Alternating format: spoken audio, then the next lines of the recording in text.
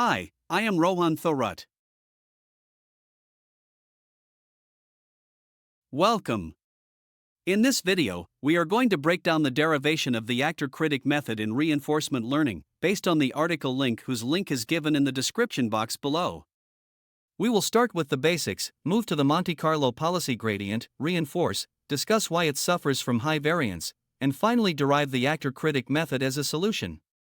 Stick around for some tricky conceptual questions at the very end. Let's begin with the fundamental loop of reinforcement learning. We have an agent and an environment. The agent takes an action A, the environment responds with a new state S and a reward R. This cycle repeats to form a trajectory, or episode. The goal of the agent is to learn a policy, a function that maps a specific state to the best possible action to maximize rewards.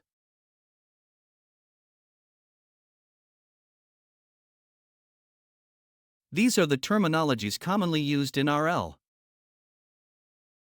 Mathematically, we define a trajectory tau as a sequence of states, actions, and rewards.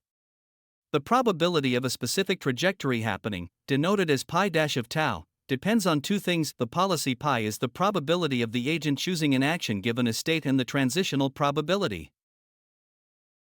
The transitional probability is the probability of the environment moving to the next state given the current state and action. It is important to note that usually, in model-free RL, we don't know the transitional probability of the environment. RL methods are generally classified into two types. Value-based methods. Here, the agent learns a value function, like Q-learning, to estimate the expected total reward of taking an action. The policy is usually implicitly derived by picking the action with the highest Q value.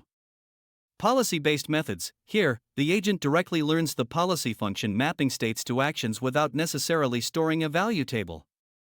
The actor-critic method we are building toward is a hybrid of these two. Let's look at the Monte Carlo policy gradient, also known as reinforce. Our objective is to maximize the expected total reward, J of theta. To train our network, we use gradient ascent. We need to find the gradient of our objective function through a mathematical derivation involving the log derivative trick, where gradient of x equals x multiplied with gradient of log x. We arrive at an update rule. This rule tells us to update our policy parameters theta based on the gradient of the log probability of the action, multiplied by the total reward R of tau. However, reinforce has a major flaw: high variance. If you look at the graph of the learning curve, high variance results in a wiggly, unstable line that struggles to converge to the optimal value. We need to smooth this out to make training stable, but it is important to make sure variance reduction technique do not add any bias.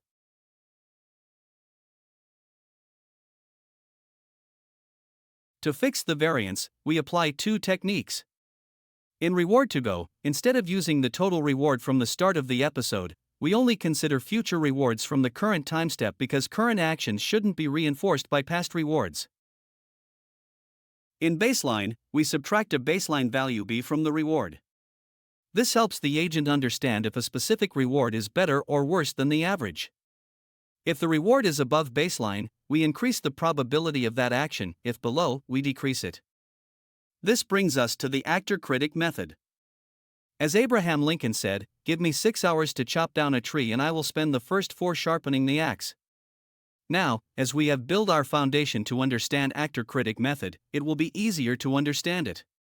In this architecture, we split the responsibilities with the actor and critic. The actor interacts with the environment and chooses actions. The critic observes the state and reward, and evaluates how good the actor's action was. Instead of waiting for the entire episode to finish, like in Monte Carlo, the critic provides immediate feedback in the form of a TD error, temporal difference. The critic, that is value function, essentially acts as the baseline we discussed earlier. Here is the mathematical update. We approximate the future total reward with the critic's value estimate V of S, as we would not be knowing the future rewards at current time step. This is the algorithm. It works in a loop. Actor picks an action. Environment returns reward and next state. Critic calculates the TD error, difference between expected value and actual reward plus next state value.